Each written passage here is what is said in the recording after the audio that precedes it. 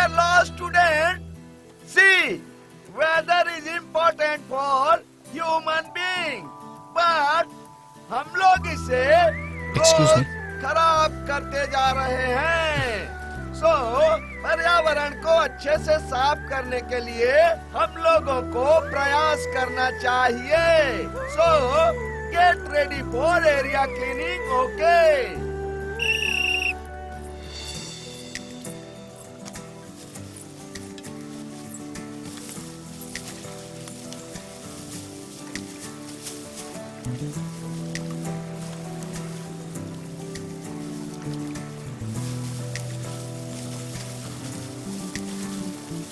सब लोग अपने काम में बिजी थे, लेकिन मुझे उसे देखने के अलावा और कोई काम नहीं था।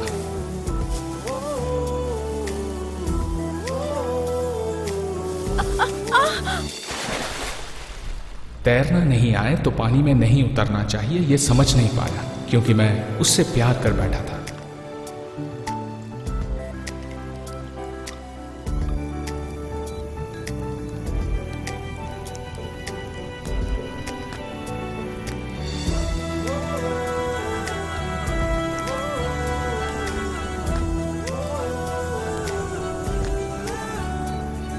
अनंतु, प्यार में गिरते हैं ये तो सुना था, लेकिन कैसे गिरते हैं ये तूने बता दिया। वेरी गुड, ये प्यार तो होने से रहा। लाइफ में पहली बार किसी से प्यार हुआ है और तू है कि शुरू होने से पहले ही दी एंड कर रहा है। चांस ही नहीं बेटा, तू अपने नाम को देख, अनंतु कृष्णा क्रमाधारित आया और उसका नाम नुसरत फातिमा बेग। नहीं नहीं, ये लव स्टोरी बिल्कुल नहीं चलेगी। मेरे पुराने गुरु के सर की कसम खाकर कहता हूँ, ये चलने वाला नहीं है, यही खत्म हो जाएगा। खत्म होगा कि हैप्पी एंडिंग होगी ये अभी बताता हूँ। रुक जा, कहाँ जा रहा है? अपनी बेगम से मोहब्बत का इजहार करने। अबे सुन, अगर शाम को चिड़िया चहकने के टाइम पर प्रपोज करोगे तो गलत प्रभाव पड़ेगा। कल सुबह की पहली किरण निकलते ही तू जाकर अपने दिल की बात कह देना, शायद तेरा काम बन जाए। ला ला ला ला, कबूतर भी आ गया। My dear boys and girls, अब ये हमारा कैंप क्लोज होने वाला है। हमने बहुत एंजॉय किया। सो एक दूसरे को याद रखने के लिए एक ग्रुप फोटो ले लेंगे तो अच्छा रहेगा, हैं? मेरे लिए वो लॉ कैंप नहीं बल्कि लव कैंप बन गया था। मैं उससे प्यार करता हूँ, ये उससे नहीं कहूँ तो किससे कहूँ? हाय नुसरत।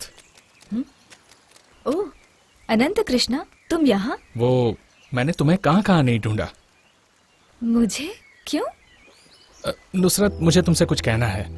वो क्या है ना, बात कुछ नहीं है पर फिर भी बहुत कुछ है। बताओ। वो मैं तुम्हें बहुत पसंद करता हूँ। क्या? हाँ, किसी को पसंद करने का कोई कारण तो नहीं होता। तुम मुझे बिना किसी कारण के ही पसंद हो। तुम कौन हो, कहाँ से आई हो, तुम्हारी फैमिली कहाँ से है, इससे मुझे कोई फर्क नहीं पड़ता। मुझे पसंद करने के लिए थैंक्स, पर मुझे इस बात पर भरोसा नहीं। तुम्हें मुझसे अच्छी अच्छी लड़कियां मिल जाएंगी। हर लड़की प्यार होने के बाद और ब्रेकअप होने के बाद यही कहती है, और तुम हो कि पहले से ही यही बोल रही हो। और मुझे तुमसे अच्छी लड़की नहीं चाहिए, सिर्फ तुम चाहिए। तुमसे मिले मुझे 3 दिन भी नहीं हुए और मैं तुम्हें पसंद करने लगूं? ये कैसे हो सकता है? मैं प्यार व्यार के चक्कर में नहीं पड़ने वाली। मेरे बहुत सारे सपने हैं जो मुझे पूरे करने हैं। ए नुसरत, अब तक मेरी जिंदगी का कोई लक्ष्य नहीं था, लेकिन अब पक्का हो गया है। मैं शादी करूंगा तो सिर्फ तुमसे करूंगा, और ये आनंद नुसरत के आने का इंतजार करेगा। अब तक उसका इंतजार कर रहा हूँ, 7 साल हो गए हैं, पर उसकी कोई खबर नहीं। लेकिन वो मिलेगी, इतना भरोसा है। दादी, दादी, दादी, दादी। अरे उधर ही खड़ा रहे। हाँ, क्या हुआ दादी? मुझे पता नहीं चलेगा ऐसा लग रहा था ना? हाँ? ओह, लगता है दादी को पता चल गया। शनिवार आया नहीं कि बस तेरा ये नाटक चालू हो जाता है। अरे मैंने कितनी बार कहा है, मांस मच्छी खाकर घर पे मत आया कर। दादी, क्या बात है दादी, भले ही तुम्हारी उम्र जितनी भी हो जाए लेकिन तुम्हारी नाक बूढ़ी नहीं होती। अरे चल दूर हो जा, मुझे छूना मत, तू आज यही सोएगा। दादी, एक जवान लड़का अगर सारी रात बाहर सोएगा तो अच्छा लगेगा क्या? वो सब मुझे नहीं पता, सुबह शुद्धिकरण होने के बाद ही मैं दादी। तुझे अंदर लूंगी, समझा तू? दादी प्लीज।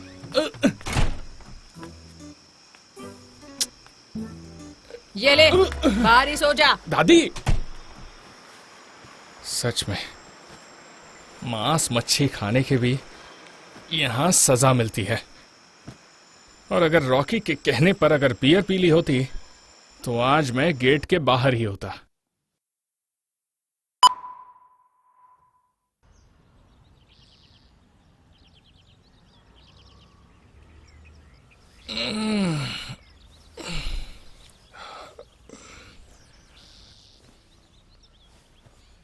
दादी, और कितना टाइम? देर हो रही है।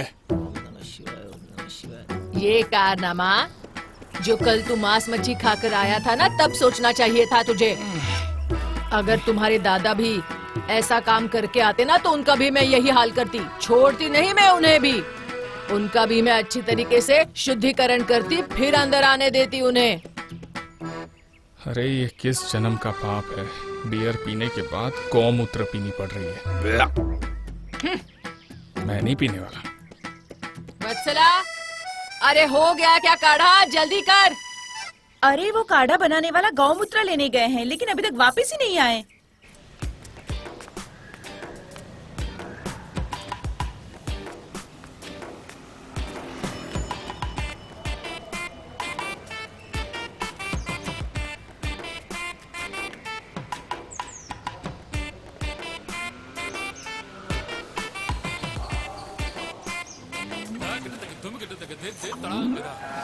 क्या हुआ महाराज, ऐसे क्यों बैठे हो?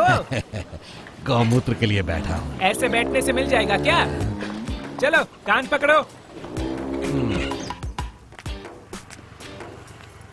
लो वो आ गए। अरे शंकर, गौमूत्र लाने के लिए इतना टाइम? ये क्या दूध है मम्मी, जब मन किया तब निकाल कर ले आए। अरे बाप रे, लेकर आ गए।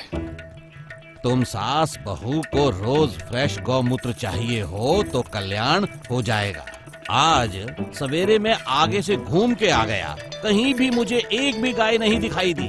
और थोड़े दिन हो गए ना तो बेंगलोर में गौमूत्र मिलना मुश्किल हो जाएगा। अब हमें किसी तबेले के बाजू में प्लॉट लेकर गाय पालनी पड़ेगी, तभी गौमूत्र मिल पाएगा। हाँ तो क्या, शुद्धिकरण के बिना कैसे आने दे? हर वक्त इसे काढ़ा लाकर देती रहोगी ना, तो जब तुम्हारी बहू घर पर आएगी तो उसकी हालत क्या होगी गोविंद जाने। अगर वो आती है और उसको शुद्धिकरण का पता नहीं होगा तो उसे मैं तुलसी के पास तक जाने नहीं दूंगी, बता देती हूँ आपको। अच्छा अम्मी, तुम अब्बू से इतना प्यार करती हो, अब्बू को छोड़कर रह नहीं सकती हो, पर फिर भी अकेले रह रही हो। गुस्से में एक बात क्या निकली, सारा प्यार खत्म हो गया और बस अलग अलग हो गए। बोलो ये क्या अच्छी बात है?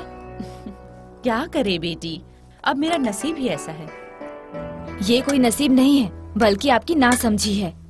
ये नासमझी हमारी नहीं है बेटी, ये नासमझी तुम्हारे अब्बू की है। मन में आया और बस 3 बार तलाक तलाक तलाक बोल दिया। अब देखो वो अकेला है और तुम्हारी अम्मी भी, और अब इन दोनों को मिलाने के लिए तू लगी है। नहीं दादू, उस टाइम पर अगर अब्बू ने गुस्से में तलाक दे भी दिया हो तो सही भी किया जा सकता है, तो बोलो उसमें प्रॉब्लम ही क्या है?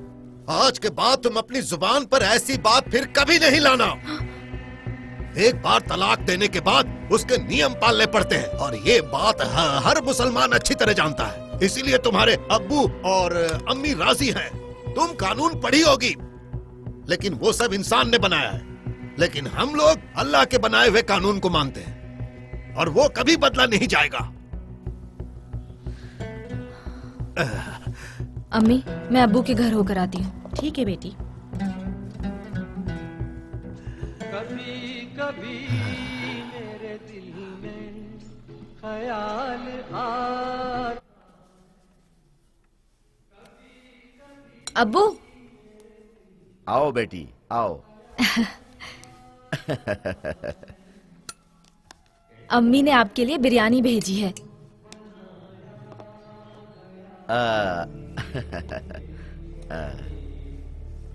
बहुत प्यार से बनाई है आपके लिए।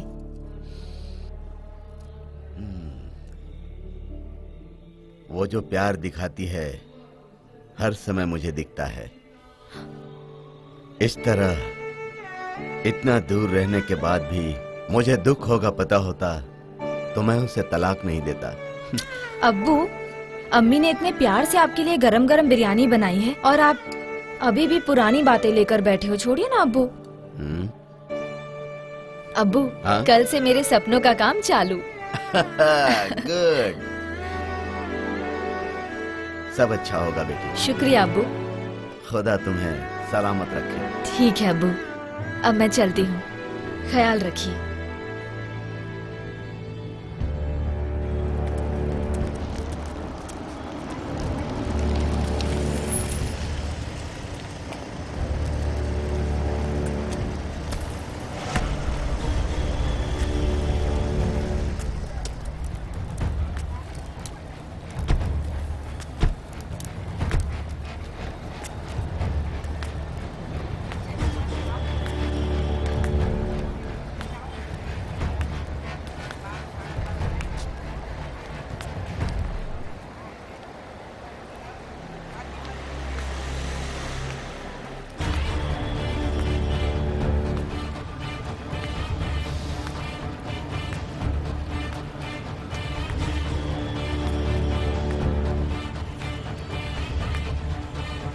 वकील साहब हैं? हाँ, अंदर ही है सर।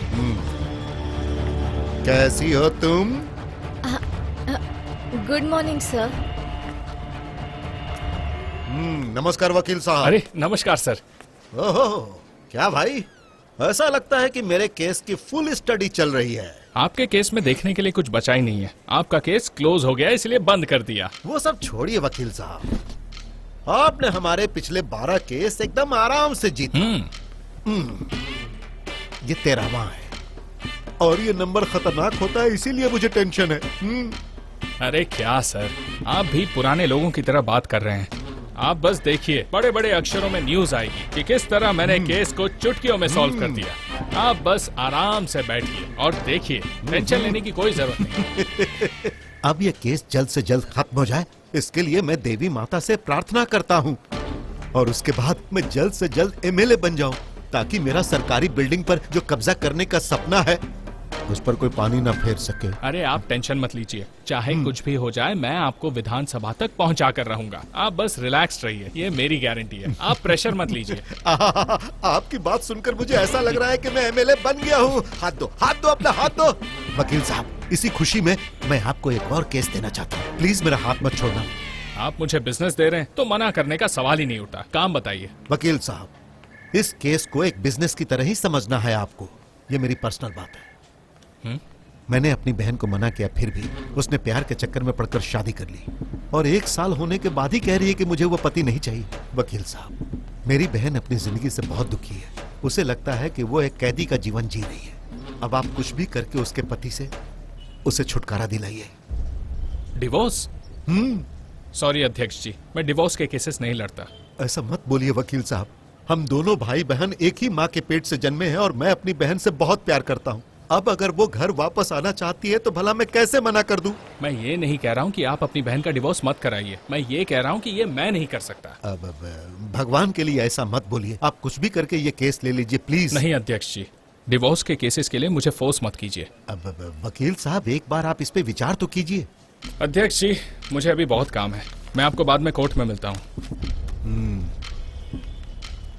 मिलता हूँ। मैडम जी, फिर आऊंगा। Okay sir. क्या सर, हमारे करता धरता परेशान लग रहे हैं। रातों रात नदी का डैम टूट गया है, ऐसी खबर आई है क्या? ऐसा कुछ नहीं है। इनके घर की नदी जो आगे निकल गई है वो अब वापस आना चाहती है। मतलब इनकी बहन को अब डिवोर्स चाहिए। मैंने केस लेने से मना कर दिया, इसीलिए बुरा मान के चले गए। ये क्या किया सर? रेगुलर क्लाइंट है, आपको केस लेना चाहिए था। देखो, इतने सालों से मैं लॉ प्रैक्टिस कर रहा हूँ, लेकिन डिवोर्स केस की प्रैक्टिस मुझे अब तक नहीं है। ये तो तुम्हें पता ही है। पता है सर, आप तलाक के केसेस नहीं लेते हैं, लेकिन क्यों नहीं लेते हैं ये नहीं पता। मेरी फैमिली को फैमिली कोर्ट बिल्कुल पसंद नहीं है। क्या सर, आपकी फैमिली का मैटर तो कुछ ज्यादा ही लग रहा है। सही बात है, बीकॉम के बाद जब से लॉ सीखना चाहता था तब से। साइंस पढ़ने के लिए कहा तो कॉमर्स पढ़ता हूँ बताया। ठीक है, बेटा बैंक ऑफिसर बनेगा, सीए बनेगा ऐसा सोचा था। एलएलबी पढ़ूंगा ऐसा बोल रहा है। पापा प्लीज पापा, माना मत कीजिए। ठीक है, लेकिन एक शर्त है, कोई भी कारण से कोई भी तलाक का केस अपने हाथों में मत आने देना। फैमिली कोर्ट का केस अपने हाथ में मत लेना। तलाक का केस छूना भी नहीं, ऐसा वादा करो। ठीक है पापा। क्या सर, फ्रॉड केस, चोरी का केस, मर्डर का केस लेते हैं, तलाक का केस क्यों नहीं लेते हैं आप? टूटा हुआ केस लेने में कोई दिक्कत नहीं है, लेकिन एक पति पत्नी के रिश्ते को तोड़ने का केस मैं कभी नहीं लूंगा। हम हर केस लेते हैं सर, फिर ऐसे केस लेने में क्या दिक्कत है सर? इस बात पर आपके पापा दिमाग क्यों लड़ाते हैं सर? मेरे पापा के दिमाग में ये बात चलती रहती है। एक बार हुआ यूं, एक आदमी और एक औरत की किस्मत भगवान लिखते हैं। कुंडली देखकर, भाग्य मिलाकर, खून मिलाकर उन दोनों को जोड़ने का काम है मेरा। पैसे के लिए मैंने कभी काम नहीं किया, आत्मा की तृप्ति के लिए मैं ये काम करता हूँ। मैं इतनी मेहनत से रिश्ता जोड़ता हूँ और आप दोनों हैं कि तलाक चाहते हो। क्यों भाई? अरे महाराज, ये तो मेरी बात ही नहीं सुनती है। हाँ, तो ये भी मेरी बात कहाँ सुनते हैं? आप दोनों एक दूसरे की बात नहीं सुनते हो, ये समस्या नहीं है। छोटे मोटे केस के लिए तुम्हारे दिमाग में एक वकील घुस गया है ना, ये समस्या है। तुम्हें पता है कि तलाक ये हमारे देश की संस्कृति नहीं है। दो जिंदगियों को आपस में मिलाना ये धर्म का काम है, दोनों को अलग कर देना ये पाप का काम है।